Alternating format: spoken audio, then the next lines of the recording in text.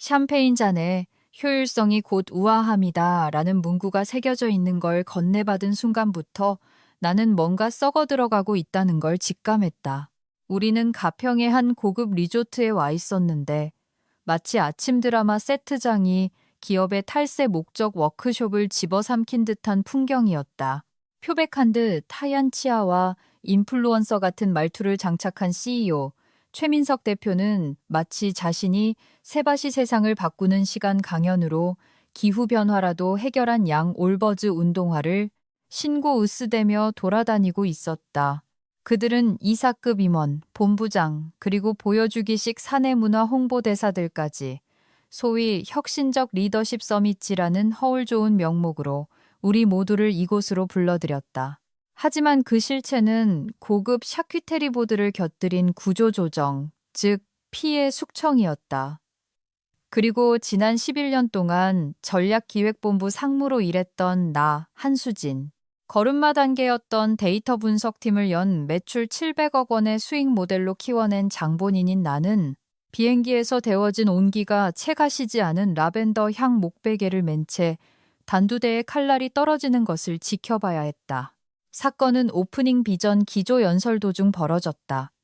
무대에는 안개 효과가 깔렸고 콜드플레이의 음악이 울려 퍼졌으며 젠장 맞을 드론 촬영까지 동원됐다. 최 대표는 반지범 니트를 입고 수천억 원짜리 비웃음을 머금은 채 무대 위를 거닐었다.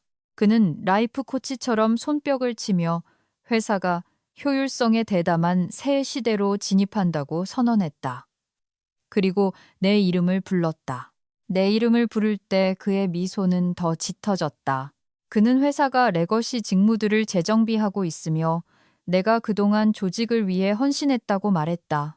그리고 이제 내가 새로운 모험을 찾아 자유롭게 떠나게 되었다고 했다. 200명의 동료, 클라이언트, 그리고 내가 직접 훈련시킨 직원들이 보는 앞에서 내 사원증은 비활성화되었고 마치 연예 예능 프로그램에서 탈락한 출연자처럼 나를 행사장 밖으로 끌어내기 위해 골프카트 한 대가 도착했다. 사람들은 박수를 쳤다. 나를 괴롭히는 건 바로 그거다. 그들 중 일부가 박수를 쳤다는 사실, 전부는 아니었다. 몇몇은 질린 표정이었다. 내 비서였던 지은 대리는 선글라스 뒤에서 울고 있었지만 다른 이들은 이미 본사에 있는 내 사무실 의자를 누가 차지할지 눈치 게임을 시작하고 있었다. 잠깐 본격적인 이야기를 하기 전에 아직 듣고 계신다면 이 이야기를 듣는 분들 중 95%가 구독 없이 듣고 있다는 걸 안다. 이해한다. 하지만 스키장 리조트에서 기업의 개소리에 뒤통수를 맞아본 적이 있거나 거만한 자의 자아가 슬로모션으로 무너져 내리는 꼴을 보고 싶다면 구독 버튼을 눌러서 첫 일만 구독자 달성을 도와달라. 그건 최 대표의 스킨케어 예산 전체보다 더 가치 있는 일이 될 거다. 다시 범행 현장으로 돌아가자. 울지 않았다. 그때는 아니었다. 화내지도 소리 지르지도 않았고 공짜 웰컴 드링크도 다 마시지 않았다. 나는 손톱이 손바닥을 파고들도록 주먹을 꽉 쥐고 서 있었고 최 대표는 매끄럽게 분기별 가속화 시너지에 관한 슬라이드로 넘어갔다. 내 이름은 다시는 언급되지 않았다. 내 자리는 인턴으로 채워졌다. 그들은 내가 조용히 물러날 거라 생각했다. 그들은 항상 그렇게 생각한다. 하지만 내가 캐리어 바퀴를 자갈길 위로 덜거덕거리며 발레 파킹 장소로 끌고 가던 바로 그 순간 총성 같은 바퀴 소리 사이로 휴대전화 진동이 느껴졌다. 저장된 번호 딱 한 줄의 메시지였다. 시간 되나? 그 자식 무너뜨리자고. 우리 회사의 최대 투자자 강동훈 회장이었다. 언젠가 나에게 핏줄엔 얼음물이 흐르고 심장 대신 계산기가 들어있다고 말했던 그 남자였다. 갑자기 무대의 안개 효과가 연극처럼 느껴지지 않았다. 그건 위장이었다. 최 대표는 단순히 나를 해고한 게 아니었다. 그는 전쟁을 선포한 것이었다. 강동훈 회장은 카페 같은 곳에서 사람을 만나지 않았다. 그의 비서가 주소를 보냈을 때 나는 통유리로 된 회의실과 박하사탕이 담긴 그릇을 예상했다. 하지만 내가 도착한 곳은 팔당댐 근처 칠이 벗겨진 낚시용 좌대였다. 나스닥의 절반을 소유한 사람 같지 않게 허름한 로퍼를 신고 오리들에게 빵 부스러기를 던지고 있는 남자가 있었다.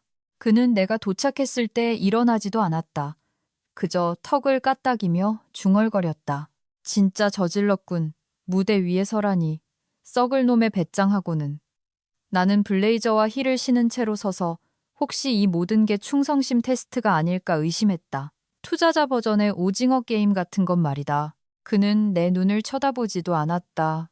강바람보다 차가운 목소리더군. 슬라이드 발표 중간에 사람을 연어 손질하듯 쳐내다니.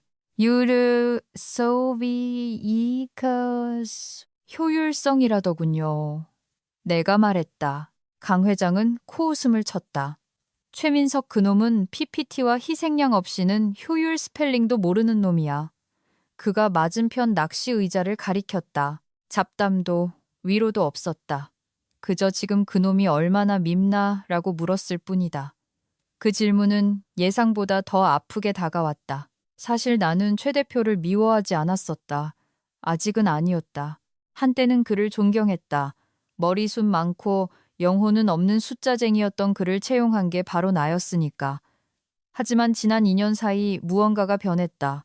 리더십 블로그를 너무 많이 읽기 시작했고 유행어들을 경전처럼 읊어대며 슬랙 이모티콘이 경영이라고 착각하는 예스맨들로 주변을 채우기 시작했다. 복수극 찍으러 온 거 아닙니다. 나는 조심스럽게 말했다. 회장님들끼리 자존심 싸움하는데 장기말 될 생각 없어요. 강 회장이 몸을 앞으로 숙였다. 좋아. 난 판타지를 파는 게 아니니까. 난 정의를 제안하는 거야. 그놈, 주주들에게 허위 보고를 하고 있어. 유령 전망치로 기업 가치를 부풀리고 있지. 내 분석팀이 몇 달 전부터 그놈을 주시해왔어. 그 말에 입이 다물어졌다. 그는 코트 안주머니에서 얇은 검은색 태블릿을 꺼내 스와이프 하더니 화면을 내 쪽으로 기울였다. 차트, 메모, 그리고 내가 쫓겨난 후 사내 시스템에서 삭제된 내 이메일 몇 통이 보였다.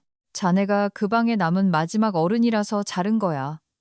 강 회장이 낮게 깔린 목소리로 말했다. 자네는 진짜를 봤거든. 가짜 위에 세운 제국을 가진 놈한테는 자네가 가장 위험한 존재지. 나는 파일들을 훑어보았다. 대외적으로는 그래프가 치솟고 있었지만 내부적으로는 하락하는 추세선들.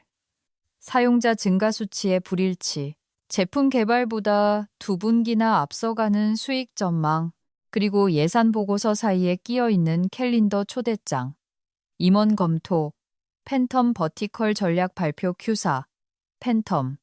또 그 단어였다. 이미 알고 계셨군요. 내가 중얼거렸다. 의심했지. 확실한 내부 조력자가 필요했는데 이제 생겼군. 그가 태블릿을 두드렸다. 그가 공개적으로 자네를 해고했어. 그게 우리 명분이 되어줄 거야. 자네가 돌아서면 언론이 물어뜯기 딱 좋지. 하지만 우린 스마트하게 간다. 조용하고 철저하게. 자네는 분석가고 나는 망치야. 거절했어야 했다. 쥐꼬리만 한 퇴직금 챙겨서 정신과 상담이나 예약하고 떠났어야 했다. 하지만 그 대신 내 안에서 꺼져가던 목적의식이라는 불씨가 다시 타오르는 걸 느꼈다. 나는 그저 쓰고 버리는 소모품이 아니었다. 디지털 네이티브 아첨꾼들에게 자리를 내주기 위해 무대 뒤로 밀려난 뒷방 늙은이가 아니었다. 나는 여전히 위험한 존재였고 강 회장은 그걸 알고 있었다. 원하는 게 뭡니까? 내가 물었다. 목소리는 침착했지만 신중했다. 자네의 기억, 통찰력, 그리고 증거. 그가 말했다. 그리고 입무거움. 이사회뿐만 아니라 금감원. 필요하다면 전 세계를 상대로 소송을 걸 거야. 어브리 거널돌. 나는 팔짱을 끼고 그를 유심히 살폈다. 그럼 제가 얻는 건 뭡니까? 그가 사람 좋은 겉모습 아래 숨겨진 날카로운 이빨을 드러내며 웃었다. 자네의 명예회복, 깨끗해진 경력, 그리고 어쩌면 그놈의 성을 불태워버릴 기회. 바람이 거세졌다. 갈매기 한 마리가 계획에 찬성한다는 듯 울어댔다. 나는 악수하지 않았다. 그저 고개를 끄덕였다. 그렇게 동맹은 시작되었다. 곰팡이와 휘발유 냄새가 희미하게 나는 낚시터 좌대에서 도끼품은 여자와 부자 영감, 그리고 오만함은 넘치는데 대비책은 없는 공통의 적을 두고서 효율성이라 그가 말했다. 집중 포화를 맞으면서도 얼마나 효율적인지 어디 한번 보자고. 서울로 돌아오는 길은 좁은 이코노미 좌석에서의 퇴마 의식 같았다. 샴페인도 드론 카메라도 없었다. 재활용된 공기, 눅눅한 땅콩, 그리고 눈을 감을 때마다 반복 재생되는 최 대표의 재수없는 얼굴뿐이었다. 현관문을 열었을 때 정막이 쇠지렛 때처럼 나를 후려쳤다. 위로 문자도 부재중 전화도 없었다. 와이파이에 연결하자마자 벽돌이 되어버린 회사 지급 노트북과 이 계정은 비활성화되었습니다라는 메시지만이 나를 반겼다. 심지어 내 건강보험 조회 페이지조차 접근 거부라고 떴다. 마치 내가 가평에서 죽었고 여기가 사후세계인 것처럼. 인사팀의 영혼 없는 공용 계정으로 내 개인 메일함에 전송된 해고 통지 이메일은 법적인 종이접기 예술품 같았다. 6개월치 급여를 주겠지만 72시간 내에 첨부된 비밀 유지 서약서, NDA와 비방 금지 조항에 서명해야 한다는 조건이었다. 중재, 독점적 지식에 관한 조항들이 줄줄이 있었고 모호하게 적힌 한 문단은 사실상 입 닥치고 있어 이년아 라고 말하는 것과 다름없었다. 나는 서명하지 않았다. 대신 설탕 태운 색깔의 위스키를 들고 소파에 앉아 내가 수년 동안 멘토링했던 세 사람에게 전화를 걸어보았다. 음성사서함, 링크드인 차단. 자정이 되자 회색 침묵으로 끝나버린 모든 메시지 스레드를 훑어보았다. 내 이름은 방사능 폐기물 취급을 받고 있었다. 나는 무대에서 끌려나가 오타처럼 지워진 여자였다. 그리고 새벽 12시 47분 정적을 뚫고 신호가 왔다. 여전히 회사에 남아있는 내 비서, 지은 대리였다. 그녀의 수동적인 공격성과 끈기에 신의 가호가 있기를. 메시지는 간단했다. 상무님 안 끝난 거 알아요. 저도 껴주세요. 신호 주시면 이거 지울게요. 나는 웃었다. 실제로 소리내어 웃었다. 그 웃음은 목구멍 어딘가에서 메마른 흐느낌으로 변했다. 색깔별로 정리한 트렐로 보드와 책상 서랍에 숨겨둔 와인 한 병을 가진 지은이. 임원진 절반보다 더 강단이 있었다. 그날 아침 우리는 두 동네 건너편에 있는 허름한 상가 커피숍에서 만났다. 그녀는 선글라스를 쓰고 마치 기업 감사팀이라도 들이닥칠세라 출입문을 마주보고 앉아 있었다. 그 사람이 이미 상무님 기록 말소 작업을 시작했어요. 그녀가 캐모마일 차를 마치 밀주처럼 홀짝이며 말했다. 사내 위키에서 이름 빠졌고 프로젝트들은 그 재수없는 하버드 출신 인턴한테 넘어갔어요. 그리고 누군가 실수인 척 상무님의 보관된 보고서 폴더를 삭제했고요. 나는 그녀를 빤히 쳐다봤다. 역사를 다시 쓰고 있군. 항상 그러잖아요. 그녀가 말했다. 하지만 지난 분기 상무님 성과 리뷰 백업해뒀어요. 뭔가 찜찜했거든요. 그녀는 마치 마약 봉지라도 건네듯 테이블 밑으로 USB 드라이브를 밀어줬다. 나는 아무런 의식 없이 그것을 받았다. 그날 밤 겨울철 골초처럼 첵첵거리는 낡은 델 노트북에 USB를 꽂고 파기 시작했다. 깊이 파고들수록 숫자는 앞뒤가 맞지 않았다. 매출 목표는 달성된 것으로 나왔지만 데이터는 서로 관련 없는 두 제품을 번들로 묶어 부풀려진 것이었다. 마일스톤 B는 실제로 서명되지 않은 파트너십이었는데 주주들을 위해 구두 의향서, LOE만 가지고 포장해 놓은 것이었다. 3분기 전망치는 이사회 회의 직후 최 대표의 시나리오에 맞춰 수정되었다. 그리고 이건 일회성이 아니었다. 패턴이었다. 6분기 동안 조작된 KPI, 사용자 지표, 그리고 내 이니셜을 도용해 승인된 것으로 처리된 예상 성장률 컬럼들. 내가 결제한 기억이 없는 건 당연했다. 안 했으니까. 최 대표는 내 신뢰도를 위장막처럼 사용했다. 내가 퇴근한 후 보고서에 내 이름을 갖다 붙이고 돼지에게 향수를 뿌리듯 조작된 성과 위로 내 평판을 굴려댔다. 나는 목구멍으로 넘어오는 위산을 참으며 화면을 노려보았다. 분노라는 단어로는 표현이 안 됐다. 이건 단순한 사보타주가 아니었다.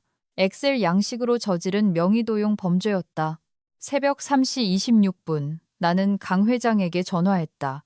신호가 한 번 울리자마자 그가 받았다. 할게요. 내가 말했다. 그리고 그 자식 생각보다 더 멍청하네요. 좋아. 그가 대답했다. 그럼 이제 땡감을 모을 시간이군. 이바이, 아이.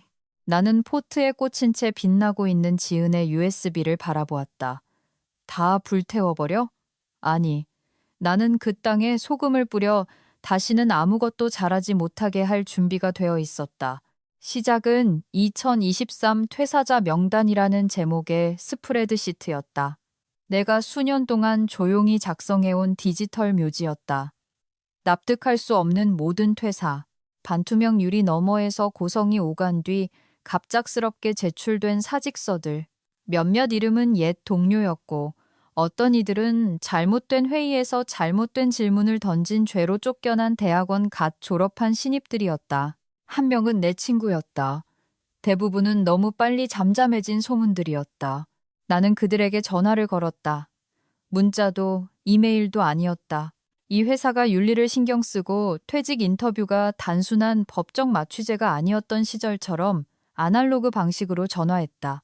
첫 번째는 제품 총괄이었던 박민경 이사. 애자일 비전에 적응하지 못했다는 이유로 해고됐다. 그녀는 내 전화를 받고 너무 크게 웃다가 마시던 와인에 사례가 들렸다. 어디 보자. 그녀가 말했다. 최 대표가 결국 널 쫓아냈구나. 내 PPT에 팩트가 너무 많아서. 다음은 이준호 분석팀. 의문의 내부 감사 후 사라졌다. 예측치를 조작하라고 시켰어요. 준호가 말했다. 제가 머뭇거리니까 갑자기 인사팀에서 제 코드 접근 기록에 불일치가 있다더군요.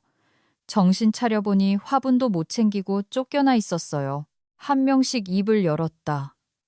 댐이 무너지자 쏟아져 나왔다. 같은 패턴, 같은 어휘, 변화하는 문화와의 불일치, 가치 중복 같은 화려하지만 치명적인 피드백 용어들. 그들은 모두 조용히 지워졌지만 기억까지 지워지진 않았다. 마지막 조각은 내가 거의 기억하지 못하는 이름, 박도현에게서 왔다. 그는 러커스 대학을 갓 졸업한 6개월 차 주니어 분석가였고 지은 대리 옆자리에 앉았었다. 그는 준호가 내게 고맙다는 모호한 트윗을 남긴 것을 보고 DM을 보냈다. 도현, 작년 주주들에게 보낸 4분기 피치덱 백업본을 가지고 있어요. 그때 뭔가 이상했거든요. 농담이 아니었다. 슬라이드 제목은 4분기 성장 파이프라인, 신규 수익원, 3가지 제품 라인이 나열되어 있었다. 2개는 진짜였다. 세 번째, 노바코어, 노버코어. 개발 티켓에서 한 번도 본 적 없는 이름이었다. 배정된 엔지니어도 로드맵도 고객 성공팀의 온보딩도 없었다. 존재하지 않는 제품이었다. 유령 제품. 최 대표는 이걸로 성장 곡선을 부풀렸다. 아마도 스텔스 모드라고 둘러댔을 것이다. 투자자들은 그래프가 가파르고 예뻤기 때문에, 그리고 그가 파타고니아 조끼를 메시아처럼 입고 있었기 때문에 그걸 믿었다. 도현은 노바코어가 없는 원본 덱과 이사회에 제출된 조작된 덱을 모두 가지고 있었다. 메타데이터는 거짓말을 하지 않았고 타임스탬프도 마찬가지였다. 지은 대리가 하루 뒤 조용히 확인해 주었다. 우리 노바코어라는 라벨이 붙은 건 단 하나도 출하한 적 없어요. 벤더로그 확인해 봤는데 그냥 수증기 확인이에요. 출력해 드릴까요? 위험할 텐데. 내가 물었다. 메인 출력실 써야 해요. 모든 작업이 기록돼요. 위험을 감수할 가치가 있나요? 그녀는 대답을 기다리지 않았다. 그날 밤 다급한 전화가 왔다. 출력 다 되기 전에 누가 막아세웠어요. 그녀가 숨 가쁘게 속삭였다. 인사팀 세금 양식 복사본이라고 둘러댔는데 누군가 감시하고 있어요. 공유 폴더 접근 권한을 막기 시작했어요. 그때 느꼈다. 눈 뒤에서 느껴지는 열기. 공포도 두려움도 아니었다. 집중력이었다. 그들은 알고 있었다. 우리가 얼마나 알고 있는지, 누가 개입했는지는 모르겠지만 최 대표는 확실히 타는 냄새를 맡았고 소화기를 찾고 있었다. 강 회장에게 문자를 보냈다. 그놈이 흔적을 지우고 있어요. 곧 움직여야겠군. 그가 답했다. 계속 파게 놔둬. 깊을수록 좋아. 그냥 계속 모으게. 지은은 겁을 먹었지만 계속 함께했다. 민경은 옛 예산 초안을 공유했고 준호는 퇴직 인터뷰 노트를 보냈다. 도현은 암호화된 드롭박스에 메타데이터 스냅샷을 올렸다. 나는 폴더 이름을 효율적인 삭감이라고 지었다. 우리는 거창한 레지스탕스가 아니었다. 지하실에서 만나지도 맞춰 입은 후드티도 없었지만 우리는 진짜였고 화가 나 있었으며 점점 불어나고 있었다. 한 올 한 올 나는 최 대표가 자신의 제국에 두른 번지르르한 워트 이불을 뜯어내고 있었다. 그는 수년 동안 회사를 매끄럽고 섹시하지만 속은 텅 빈 것으로 깎아냈다. 그리고 나는 방금 빛이 들어올 수 있는 균열을 찾아냈다. 그는 그것을 혁신이라 불렀다. 나는 그것을 사기라고 부르기 시작했다. 유령 회사의 이름은 버던트 엑시스 지속 가능성에 초점을 맞춘 SAA 에이스 스타트업처럼 들리면서도 모호한 이름이었다. 사실은 링크드인 페이지를 하루 만에 만들고 강동훈 회장의 변호사들이 델라웨어주의 서류를 꾸며 만든 법적 덫이었다. 우리는 스톡 사진 사이트에서 에스토니아 출신의 수염난 남자를 골라 가짜 CTO로 내세우기까지 했다. 나는 그들의 사업개발 컨설턴트로 등재되었다. 새로운 머리 스타일, 새로운 안경, 새로운 명패, 이수진. 내 얼굴이 전직 독재자처럼 사내 인트라넷에서 완전히 삭제된 지금 알람을 울리지 않을 만큼 미묘한 변화였다. 설정은 간단했다. 버던트 엑시스가 데이터 통합 분석 플랫폼에 투자하려 한다는 것. 공작새 같은 최 대표는 외부의 인정, 특히 인수 합병 소문이 구체화되기 전에 기업 가치를 높일 수 있는 기회를 거절할 리 없었다.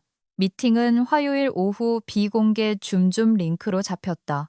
물론 그쪽에서는 녹화 불가 조건이었다. 하지만 강 회장은 너구리 같은 도덕관념과 NSA급 소프트웨어를 가진 보안 전문가를 고용해둔 상태였다. 나는 성수동의 공유 오피스에서 가짜 화분을 뒤에 두고 지은의 사촌에게 빌린 링 조명을 켠 채 접속했다. 화면에 최 대표의 얼굴이 떴을 때 나는 눈 하나 깜짝하지 않았다. 나는 사무적이고 거리감 있게 미소 지었다. 그는 나를 알아보지 못했다. 아니면 알아봤어도 모른 척하고 싶었을 것이다. 최 대표 같은 남자들의 특징이다. 당신을 너무 철저하게 지우다 보면 애초에 당신이 거기 없었다고 믿기 시작한다. 저희는 새로운 버티컬에서 전 분기 대비 60% 이상의 성장을 보고 있습니다.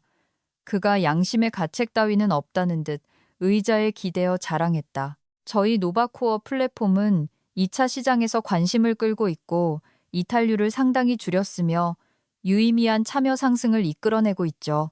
나는 그가 떠들게 놔뒀다. 그는 예측 모델, 크로스 채널 침투, NDA 때문에 이름을 밝힐 수 없는 포춘 500대 기업들과의 유령 통합에 대해 떠들어댔다. 심지어 2년 전 우리가 너무 시기상조라며 단칼에 거절했던 통신 대기업과의 시범 파트너십까지 언급했다. TED 강연 수준의 망상이었다. 나는 그 연극이 계속되도록 적당히 질문을 던졌다. 버던트 엑시스가 노바코어의 데이터 파이프라인을 언제쯤 활용할 수 있을까요? 내가 물었다. 그가 씩 웃었다. 통합 전 준비는 끝났습니다. API는 활성화되었고요. 시장 검증은 이미 마쳤습니다. 해석하자면 개소리 소스를 곁들인 베이퍼웨어, 실체 없는 제품라는 뜻이다.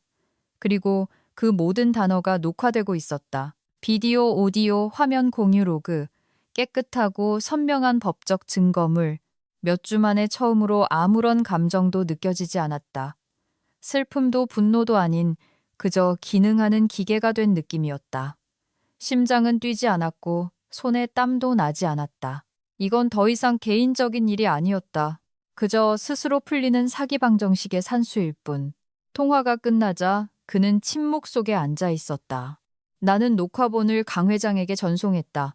딱 한 단어와 함께 완료. 5분 후 그에게서 전화가 왔다. 잡았어. 금감원 SE. 제출용 증거야. 적절한 타이밍에 터뜨리면 그는 직장만 잃는 게 아니라 모든 걸 잃게 될 거야. 아직 아니에요. 내가 말했다. 그는 아직 무덤을 다 파지 않았어요. 그때 강 회장이 매각 가능성에 대해 말해줬다. 오리올리스와 접촉 중이라더군. 작년에 테크소프트를 공중분해시킨 유럽 회사야. 고성장 피벗 인수를 약속했다더군. 3주 안에 거래를 마무리하고 싶어 해. 3주. 전체 구조가 무너지기 전까지 최 대표가 시한폭탄을 다른 회사에 넘기고 두둑한 퇴직금 황금 낙하산을 챙겨 사라지기 전까지, 그리고 직원들이 합병 과정에서 잘려나가기 전까지 남은 시간이었다. 나는 꺼진 줌 화면에 비친 내 모습을 응시했다.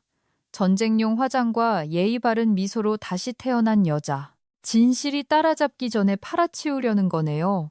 내가 말했다. 정확해.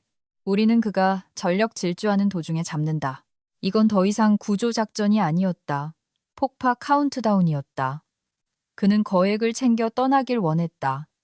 나는 그가 빈털터리로 기어 나가게 만들 생각이었다. 이사회는 청담동 그래머시 클럽의 프라이빗 룸에서 와인과 양갈비를 즐기며 소식을 들었다. 최 대표가 좋아하는 방식이었다. 미디엄 레어로 익힌 고기로 주의를 분산시키며 중대 발표하기. 그는 이걸 매각이 아니라 전략적 구애라고 불렀다. 대륙을 넘어 비전을 확장할 기회라며 유산을 위해 건배 제의까지 했다. 방 안에 박수 소리가 울렸다. 나이 지긋한 이사들은 빈티지 보르도 와인잔을 부딪히며 미소 지었고, 최 대표는 글로벌 확장, 파트너십, IPO 소문을 그림처럼 그려냈다. 노바코어에 대한 언급은 단 한마디도 없었다. 조작된 4분기 지표나 수정된 이탈률 전망에 대해서도 입도 뻥긋하지 않았다. 그저 완벽하게 다듬어진 피치와 주주들의 안일함이라는 부드러운 재즈 음악이 배경에 깔려 있을 뿐이었다. 하지만 그들 중 한 명은 광택 아래에 깔린 잡음을 감지했다. 윤서연 이사. 초창기부터 함께 해온 멤버이자 회색 갑옷 같은 정장을 입고 문장 하나로 거래를 파기시킬 줄 아는 여자였다. 그녀가 다음 날 나에게 전화를 걸었다. 2년 만에 듣는 목소리였다. 우리는 중립지대인 공원에서 만났다. 그녀는 화장기 없는 얼굴로 희미한 심판의 냄새를 풍기고 있었다. 정보 유출 배후가 자네더군. 그녀가 거두절미하고 말했다. 기자, 찌라시들, 블라인드에 올라온 헛소리들, 다 자네 짓이야. 나는 대답하지 않았다. 자네는 우리가 가진 최고의 전략가였어. 수진. 날카롭고 윤리적이었지. 그러지 않게 되기 전까지는. 그녀는 나를 마치 학교 과학 경시대회 과제물을 스스로 망가뜨린 아이처럼 쳐다봤다.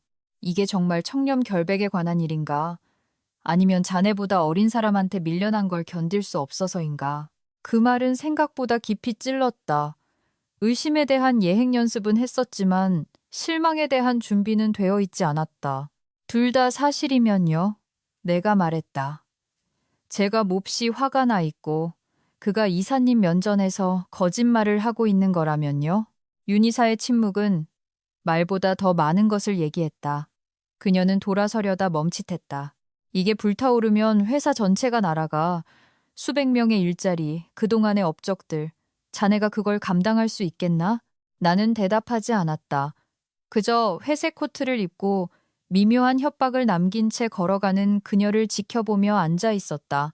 그날 밤 나는 노트북에 담긴 파일들을 마치 장전된 무기처럼 바라보았다.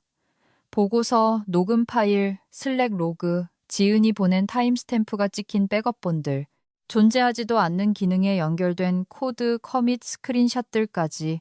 나는 정말 회사를 구하려는 걸까? 아니면 그냥 내 자존심에 복수를 하려는 걸까? 의구심이 연기처럼 목구멍을 타고 올라왔다. 나는 지은에게 전화를 걸었다. 그녀는 신호 한 번 만에 받았다.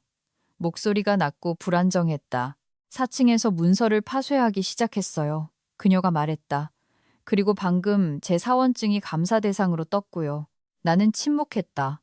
잠시 후 그녀가 말했다. 괜찮으세요? 아니, 내가 말했다. 윤 이사가 날 찾아왔어. 복수심 때문이라고 비난하더군. 틀린 말은 아니네요.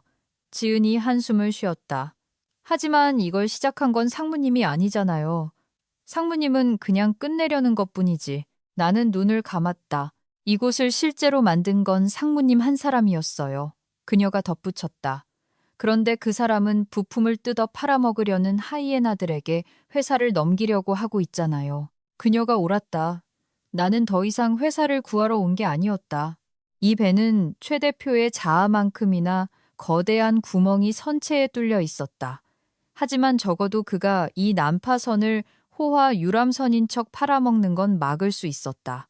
나는 번호대포 이메일의 마지막 줄을 입력하고 패키지를 첨부했다. 수신, 금감원 조사 이과, 제목, 재무제표 허위 기재 및 내부 증거 자료 첨부. 나는 전송 버튼 위에 커서를 올렸다가 클릭했다. 건물이 불탈 거라면 좋다. 하지만 최 대표는 그 안에 갇혀 있게 될 것이다. 금감원에 보낸 메일은 첫 번째 성냥일 뿐이었다. 진짜 불은 기자에게서 시작되었다. 최수민 기자, 아틀란틱 레저의 수석 탐사 보도 에디터. 빡친 내부 고발자들의 연락처를 잔뜩 가지고 있고 소문을 CEO들이 파타고니아 조거 팬츠에 지리게 만들 헤드라인으로 바꾸는 재주가 있는 사람이다. 나는 보안 프로톤 메일 계정을 통해 패키지를 보냈다. 익명화된 메타데이터, 삭제된 이름들, 그리고 조작된 장부와 베이퍼웨어 슬라이드에 아주 생생한 흔적들을 담아서 그녀에게 필요한 시간은 24시간이었다. 다음 날 새벽, 헤드라인이 파이프 폭탄처럼 터졌다. 유령 지표와 팬텀 제품, 블레이크 코퍼레이션, 거짓의 제국 내부를 파헤치다. 몇 분 만에 기사는 도배되었다. 링크드인, 슬랙 채널, 테크리스텍 릭스, 나, 주식 갤러리 같은 커뮤니티들까지 불붙은 시체가 폭죽 공장으로 비틀거리며 걸어 들어가는 것을 보는 기분이었다. 기사에는 모든 것이 담겨 있었다. 매출 성장 허위 보고, 조작된 주주용 자료, 엔지니어링 커밋이 0인데도 400억 원 매출로 잡힌 노바코어, 구글 이미지에서 긁어온 가짜 고객사 로고들까지. 그녀는 내부 감사가 묵살되었다는 내부 소식통의 말까지 인용했다. 회사의 슬랙이 폭발했다. 스크린샷이 유출됐다. 스레드가 스크롤 도중에 사라졌다. 캘린더 초대들이 미스터리하게 취소되었다. 누군가 아침 스탠드업 미팅 때 최 대표의 얼굴을 찍어 올렸다.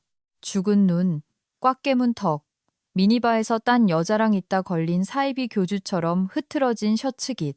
나는 거실에서 트레이닝복 차림으로 복수의 맛이 나는 커피가 담긴 보온병을 든 채 그 모든 것을 지켜보았다. 그러자 반격이 시작되었다. 정오쯤 PR 대행사의 돈 세탁용으로 알려진 듣보잡 비즈니스 블로그에 기사가 올라왔다. 유출의 중심에 선 불명예 전직 임원, 횡령 혐의로 내부 조사 중. 내 이름, 내 얼굴, 2018년 회사 야유회 때 찍힌 흐릿한 사진. 내가 웰빙 예산을 횡령해 개인 컨설팅과 호화 여행에 썼다는 주장. 익명의 내부자를 인용해 나를 조종에 능하고 복수심에 불타는 사람이라고 칭한 코멘트들. 물론 전부 개소리였다. 내가 회사 법인카드를 오용했던 유일한 건 지은 대리의 좌골 신경통이 도졌을 때 스탠딩 데스크를 사준 것뿐이었다. 하지만 상관없었다. 저녁 식사 시간이 되자 내 이름은 안 좋은 쪽으로 실시간 검색어에 오르내렸다. 링크드인 눈팅족들이 중립 박습니다라며 나타났다. 내 메일함은 클릭 장사꾼들의 인터뷰 요청으로 가득 찼다. 어떤 스타트업 프로 팟캐스트 기자는 나에게 페미니즘을 무기화한 것에 대해 후회는 없냐고 물었다. 소리를 지르고 싶었고 진실을 포스팅하고 싶었고 모든 데이터 행을 인터넷의 목구멍에 쳐넣고 싶었다. 하지만 지금은 은퇴해서 와인을 즐기며 가끔 법률 자문을 하는 전직 검사 출신 내 변호사는 딱 한 가지 조언을 했다. 불에 기름 붓지 마. 알아서 타죽게 놔둬. 나는 침묵했다. 그날 밤 지은이 전화했다. 목소리가 떨리고 있었다. 그 사람 여론을 빠르게 돌리고 있어요. 그녀가 속삭였다. 사람들이 무서워해요. 진짜로요.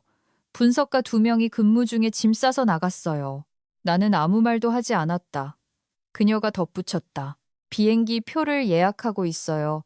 아마 일이 틀어지면 튈 준비를 하는 것 같아요. 도망가게 놔도 나는 생각했다. 어차피 그가 떨어질 곳보다 높은 곳은 없으니까. 다음 날 아침 강 회장이 전화했다. 움직인다. 비상이사회를 소집했어. 기사, 유출, 금감원, 제보, 모든 게 흔들리고 있어. 밀어붙일 때야. 그가 잠시 멈췄다. 들어와서 끝낼 준비 됐나? 나는 거울을 보았다. 나를 쳐다보는 여자는 호수에서 목욕당하거나 싸구려 위스키를 마시며 소파에서 흐느끼던 그 여자가 아니었다. 날카로워졌고 적당히 속이 비워져 있었다. 더 이상의 잡음도 자비도 없다. 준비됐습니다. 진심이었다. 이사회 회의실에서는 소독약과 공포 냄새가 났다. 헬리콥터도 착륙할 수 있을 만큼 큰 호두나무 테이블 주위에 12명의 이사가 앉아 나스닥을 뒤흔든 헤드라인을 보고 방금 깬 사람들처럼 에스프레소를 홀짝이고 있었다. 최 대표는 차콜색 정장을 입고 테이블 상석에 서 있었다. 방부제 처리된 시신처럼 보이는 인공 태닝을 한 채로 그는 특유의 매력으로 시작했다. 항상 그랬듯 익명의 제보 따위가 우리의 진짜 모멘텀을 방해하게 두지 맙시다. 혐의들은 명백히 조직적입니다. 앙심을 품은 전직 임원의 전형적인 비방 공작이라고 법무팀이 검토 중입니다. 그는 강 회장을 쳐다보지 않고 말했지만 공기의 흐름이 바뀌었다. 강 회장은 반대편 끝에 팔짱을 끼고 앉아 표정을 읽을 수 없었다. 피냄새를 맡고 기다리는 상어처럼. 몇몇 이사들이 웅성거리며 지지를 표했다. 윤 이사는 독극물 검사를 하듯 커피를 마시고 있었다. 장담하건대 최 대표가 말을 이었다. 노바코어는 실제합니다. 개발 단계, 즉 스텔스 모드인 건 당연하지만 파이프라인은 견고합니다. 메이저 플레이어들의 관심도 있고요. 어떤 플레이어들? 강 회장이 무미건조하게 물었다.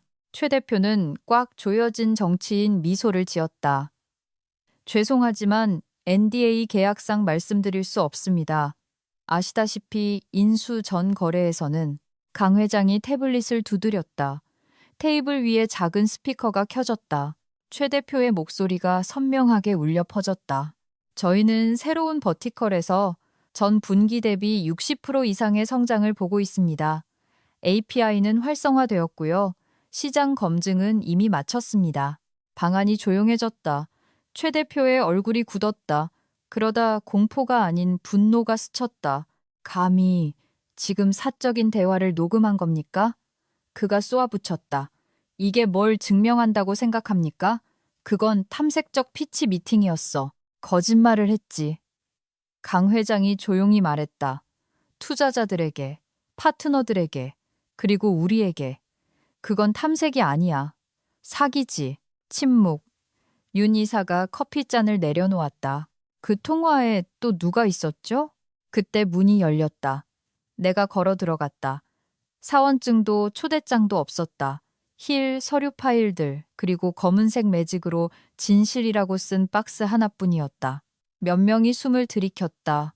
플리스 조끼를 즐겨 입는 폴 이사는 마치 내가 총이라도 들고 들어온 것처럼 움찔했다. 나는 바인더들을 테이블 위에 올려놓았다. 안에는 조작된 모든 프레젠테이션, 위조된 지표, 노바코어와 관련된 가짜 고객 프로필 사본이 들어있었다. 엔지니어, 분석가, 법무팀을 포함한 5명의 전현직 직원들이 검증하고 보증한 데이터였다. 아무도 끼어들지 않았다. 나는 계속했다. 제품은 없습니다. 파이프라인도 없습니다. 매출도 없습니다. 존재하는 건 오로지 매각 전에 회사 가치를 부풀리기 위해 설계된 조작의 흔적뿐입니다. 최 대표가 입을 열었다. 나는 그의 눈을 똑바로 쳐다봤다. 하지마. 입을 열 때마다 무덤만 깊어질 테니까.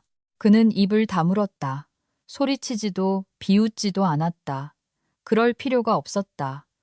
팩트가 그 어떤 발악보다 더 크게 비명을 지르고 있었으니까. 하나둘씩 고개가 돌아갔다. 윤 이사가 바인더를 넘겼다. 폴 이사는 선관주의 의무 위반에 대해 중얼거렸다. 신임 이사인 다리아는 그저 고개를 끄덕이며 세상에라고 말했다. 강 회장이 헛기침을 했다. 최민석의 귀책 사유에 의한 즉시 해임안을 상정합니다. 지체 없이 토론 없이 12개의 손이 올라갔다. 만장일치였다. 최 대표는 저항하지 않았고 말 한마디 하지 않았다. 그는 그저 쫓겨난 왕처럼 껍데기만 남은 채 서 있다가 누군가 농담이었다고 말해주길 기다리는 사람처럼 걸어 나갔다. 나는 남았다. 강 회장이 일어나 서류 가방을 열고 서류 한 장을 테이블 위로 밀었다. 임시대표이사 CEO, 정식 후임자를 찾을 때까지 즉시 발효. 나는 이미 내 이름이 인쇄된 서명란을 응시했다. 웃지 않았다. 펜을 집어들고 서명했다. 그 자리를 원해서가 아니라 난파선의 열쇠를 원했기 때문이다. 이건 재건에 관한 게 아니었다. 결말을 다시 쓰는 것에 관한 것이었다. 최 대표는 성수동의 부티크 공유 오피스에서 기자회견을 열어 여론을 수습하려 했다. 벽돌벽 다육식물, 고급 탄산수, 재생 목재 냄새와 절박함이 섞인 그런 장소였다. 그는 네이비 정장에 노타이 차림으로 나왔다. 법원의 조언이 아니라 캐주얼한 척 연출한 것이었다. 그의 뒤에는 전환을 통한 진실성이라는 슬라이드가 떠 있었다. 그는 첫 문단을 넘기지도 못했다. 기자들은 이미 문서, 내부 고발 파일, 노바코어 메타데이터, 그리고 금감원 접수 확인증을 가지고 있었다. 아틀란틱 레저의 최수민 기자가 맨 앞줄에서 팔짱을 끼고 녹음기를 켠 채 앉아 있었다. 그녀는 눈도 깜빡이지 않았다. 첫 번째 질문이 그를 끝장냈다.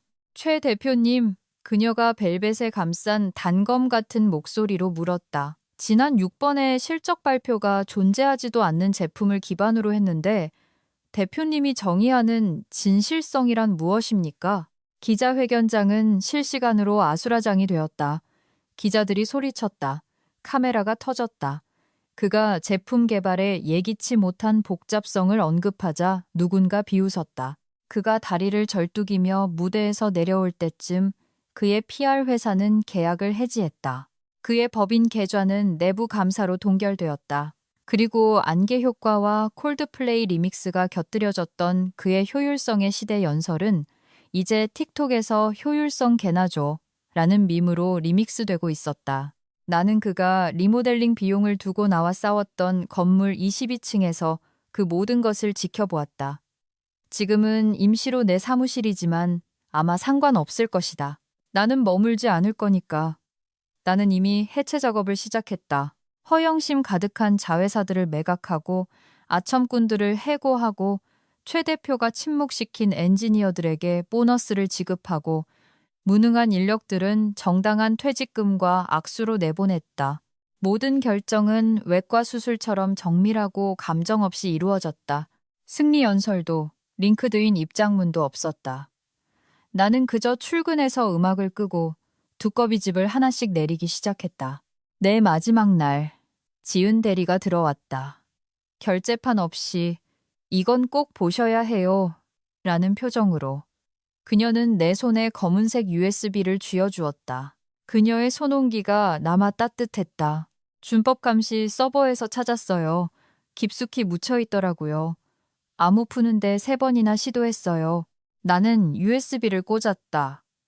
안에는 최 대표의 개인 서신들, CTO와 법무팀에 보낸 이메일들이 들어있었다. 목표는 단 하나였다. 3개의 특허받은 데이터 시각화 도구에서 한수진의 이름을 모든 지식재산권, 크레딧에서 삭제하는 것. 저작권을 회사 공동소유로 대체하라는 지시였다. 내가 이 회사에 피땀 흘려 쏟아부은 모든 혁신을 조용히 지우려는 시도였다. 지은은 아무 말도 하지 않았다. 그럴 필요가 없었다. 나는 폴더들을 클릭하며 침묵했다. 그러고는 노트북을 닫고 의자에 몸을 기댄 채 미소 지었다.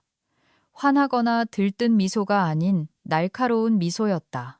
그럼 우리도 그 사람을 지워버리자. 내가 말했다. 앙심 때문이 아니라 균형을 위해서였다. 최 대표는 효율성이 혁신의 영혼이라고 말했었다. 하지만 알고 보니 정의 구현만큼 효율적인 건 없었다. 이 즐거운 쇼에 함께 해준 회사 생존자 여러분, 고맙다. 더 많은 스위치 내리기 드라마를 보고 싶다면 구독하시길